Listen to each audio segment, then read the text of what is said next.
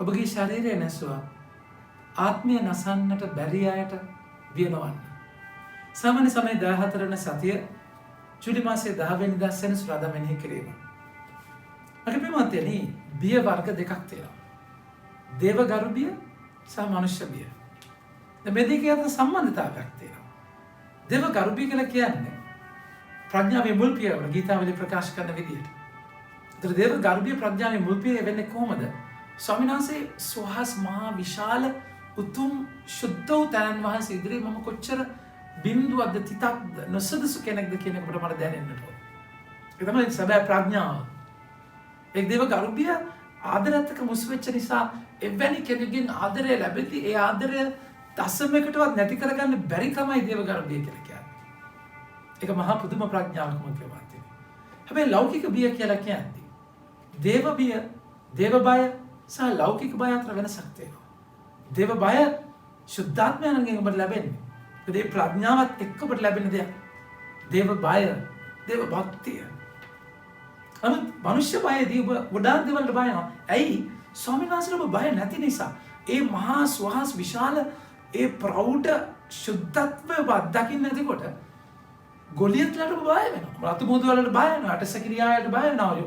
Corona වලට බය වෙනවා. ගොඩාක් තැන් වලට බය වෙනවා. ලෙඩ රෝග වලට බය වෙනවා. ඇයි? ඔබ උන්වහන්සේගේ මහිමය ඔබ අත්දකින්නේ නැහැ. ඔබ මුලා වෙන්නේ දෙවියන්ගේ වචනය තුනස්ගේ බලය දන්නේ නැති නිසා කියලා ස්වාමීන් වහන්සේ කියන්නේ ඒකයි. දැන් ඔබ තුල මේ අත්දැකීම තියෙන්න ඕනේ. ඒකයි උන්වහන්සේ කතා කරලා කියන්නේ. ඔබගේ ශරීරය නැසුවත් ආත්මය නැසන්නට නොපුළුවන් අයට බියනවන්නේ. ඒත් ආත්මයේද ශරීරයේද නිරයෙහි විනාශ කරන්න පුළුවන් තැනන් වහන්සේටම බියවන්න. එතනටයි බිය වෙන්න කියන්නේ.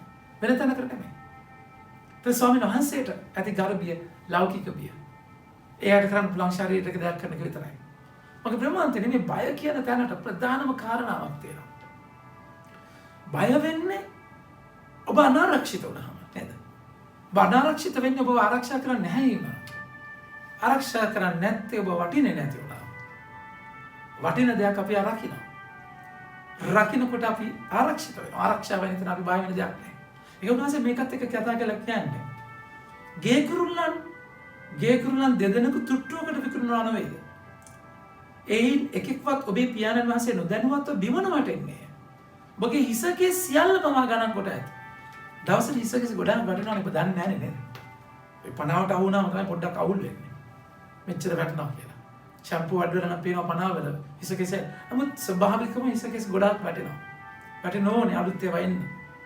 ඉතින් මේ වැටෙන හිසකේ ගහනක ඔබ දන්නේ නැහැ. දබම්බඩන් ඩෝම් කියලා වැටෙන්නේ නැහැ. එහෙම වැටෙන තරක් හිසකේ නැහැ. ඔබ නොදැනුවත්ව මේ වැටෙන හිසකයි ගාම ඉඳන් උන්වහන්සේ දන්නවා. ගේ කුරුල්ල රාශියකට ඔබ වටිනවා. ඔගේ ප්‍රමාණතිරි වටින දේ රකින්නවානේ. දැන් ඔබව උන්වහන්සේට වටිනා කියලා ඔබ දන්නවනම් ඔබ රකින්නවා කියලා ඔබ දන්නවා. රකින්නවා නම් ඔබ බය වෙන්නේ නැහැ. පාපේ මොකද කරන්නේ? නපුරාගේ වටිනාකමින් ඔබ අහක් කරලා ඔබ කාලකන්ණි තැනක නොවටින තැනක හිර කරනවා. ඊට පස්සේ වටින නැති දෙයක් රකින්නවා කියන සංරක්ෂණයක් ඔබ නැති නිසා ඔබ බය වෙලා ලෝකයේ සංරක්ෂණයක ඔබ තව වහල් වෙනවා. ලෝකේ වටිනාකම ඔබ බලහත්කාරකමින් ගන්න පහත් තැනක වැටිලා මිනිස්සුන්ට කඩේ ගිහලා බටර් ගාන මුට්ටි අල්ලලා වටිනාකම ගන්න හදනවා. වටිනාකම ආරෝඪ කරගන්න බලහත්කාරකෙන් අයිති කරගන්න හදනවා. ඇයි ඔබතුලේ වටිනාකම නැති නිසා ස්වාමීන් වහන්සේගෙන් ලැබෙන. මම බලන්නේ ඒක තමයි ඔබගේ බයට ප්‍රධානම හේතුව. ස්වාමීන් වහන්සේ අද කතා කළා කියනවා. ඔබ වටින කෙනෙක් ගොඩාක්. ඔබ වටින කෙනෙක්. මගේ ප්‍රේමවන්තයනේ මේ බය වටිනාකම නැති වුණාම දැන් බලන්න ජෝසප්ගේ සහෝදරයන්ගේ ජීවිත. දැන් ශාරෝ සහෝදරයෝ ජාකබ් මරුණයින් පස්සේ ඉස්රායෙල් මරුණයින් පස්සේ සහෝදර ජෝසප්ට බය වෙනවා. තාත්තා මරුණයින් පස්සේ පලිගන්නේ කියලා. එයාලා කරපු දෙයට. දැන් ඒගොල්ලෝ කොච්චර මනුෂ්‍ය බයකද ඉන්නේ. එබැවින් ඔහු ජෝසප් වෙත පණිවිඩයක් යවමින් ඔබේ පියා මැරෙන්න කලින් අපට කතා කොට දැන් ඉතින් ඔබේ සහෝදරයන් ඔබට කළ සියලු අපුරුකම් වලට ඔවුන්ගේ අපරාධ වලට පාපයන්ට කරුණා කර ඔවුන්ට කමා කරන්නයි ජෝසප්ට දැන්වීමට අපට අනකලේ. එබැවින් දැන් කරුණා කර ඔබගේ පියාණන්ගේ දාසයන් වන ඔබගේ පියාගේ දෙවියන්ගේ දාසයන් වන අප කළ අපරාධයට කමාව දෙන්නයි කිය. ඒත් එලෙස කී විට ජෝසප් හඬන්නට ගියා. ජෝසප්ට වැඩක් නැහැ පල්ලි ගන්න. ඒ මිනිස්සු ජෝසප්ට කොච්චර සහෝදරයලා කොච්චර බයයිද? ඔය ජෝසප්ට වැඩක් නැහැ එතන. ජෝසප් පැහැදිලිවම කියනවා බියනවන්න දෙවියන් වහන්සේට හිමිතන මට ගත හැකිද? ඇයි ඔයා මට බය වෙන්නේ? දෙවියන් වහන්සේට බය වෙන්නේ. ජෝසප් පොතිපර්ගේ සිද්ධියේදී හිරේට දානකොට මේ හැම තැනකම දෙවියන් වහන්සේට බයෙන් හිටියේ. දෙවියන් වහන්සේට විරුද්ධ පාපයක් කරන්න බැහැ කියලා තැනක. අපිට නැති වෙලා තියෙන බයම තමයි. අපි අනිත් හැම තැනම බය වෙනවා එතන බය වෙන්නේ නැතුව. මගේ ප්‍රමාන්තනේ ජෝසප් කතා කළා කියනවා. ඉතින් එබැවින් දැන් ඉතින් බියනවන්න. මම ඔබද ඔබේ කුඩා දරුවන්ද නඩත්තු කරන්නේ මේ ඔවුන් සනසමින් ඔවුන් අමතා කාරුණික ලෙස කතා කරේ. මෙලෙස ජෝසප් ඔහුගේ පියාණන්ගේ පවුලද මිස්‍රයේ පදිංචිව ජෝසප් අවුරුදු 110ක් ජීවත් විය. ඒ නිදහස ලැබෙන්නේ දේව කරුණිය තුළ ඉද්දී. අද මනුෂ්‍ය බයවල ඔබ නන්නත්තර වෙන ප්‍රමාදයි. ඊළඟට වචනේ කතා කරලා කියනවා. ගෝලේ සිගුරට වඩා උසස් නොවේ.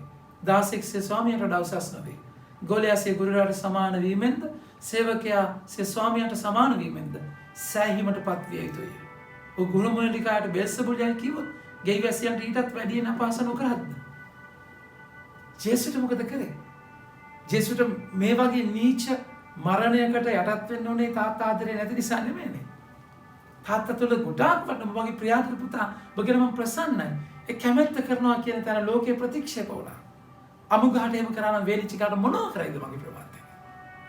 තර ඔබගේ මගේ ජීවිතේ ස්වාමියා වහන්සේ, ගුරුවරයා වහන්සේ, ඔබ මම ගෝල, ඔබ මම දාස්ක.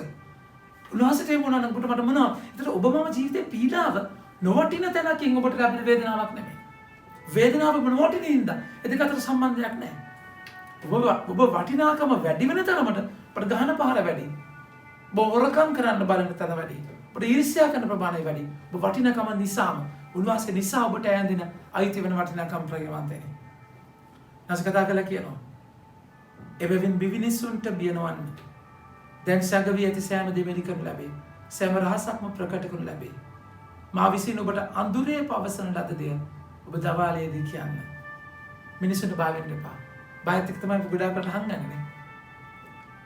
පාපය දඬුවම බයට සම්බන්ධයි. ජෝම් 4:18 කතා කරලා කියනවා. දඬුවම බයට සම්බන්ධ දෙයක්. නිසා බය තුළ ප්‍රේමයක් නැහැ. ආදරය තුළ දඬුවමක් නැහැ. මගේ ප්‍රමාදනේ ඔබ ඒ ආදරය තුළ ඔබට හංගන්න දෙයක් නැහැ. අර තුන්වෙනි සිදේස් 16 සේවකයා ටැලන්ට් එකක් දුන්න තැන පොළවේ වලලු වල තියෙන මොකද ස්වාමියාව දන්නේ නැහැ. ස්වාමීට බයෙන් නොඅපරිතෙන් කපා ගන්න කෙනෙක් නිසා වලල්ලා තියලා දෙන්නේ හංගන්නේ ඒකයි. ගොඩාකට අපි හංගන්නේ උදාසිතක සම්බන්ධතාවයක් නැතිකොට උදාසට ඇත්ත කියන්න බය වෙනවා. ආදම් මේව හැංගෙන්නේ එතන බොරුවක් කරයින් පස්සේ.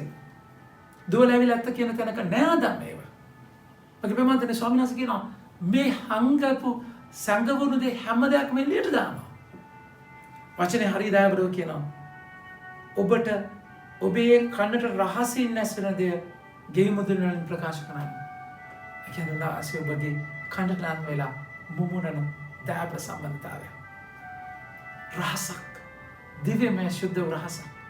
ස්වාමීනාසේව මුමුණන හඬ ඇහෙන එලියාට මද පවනකින් කතා කළා වගේ ස්වාමීනාස. ඒ හඬ ඇහෙන සුන්දර බැඳීමක්. සඳහන් ස්වාමීනාසේ බොමාට ආරාධනා කරන්නේ. ඒකට ඒක ඒ මුමුණ හඬත් එක්ක ස්වාමීනාසගේ ආදරයෙන් පිරීලා ඔබ මම වටිනා කියන තැන ජීවිතයේ අන්තිම සංවේදී තැන කිස් ගහක් වැඩ උන්වහන්සේ දන්න නිසාම ඔබ වටින බව අයිති කරගන්න. වටින දේ රකින්න බව අයිති කරගන්න. රකින්න දේ රකින්නවා නම් උන්වහන්සේ ඔබට බය වෙන්න දෙයක් නැති බව දැනගන්න. වචනේ හරහා ආරාධනා කරනවා. ආමෙන්. ජෙස්පීඩයි.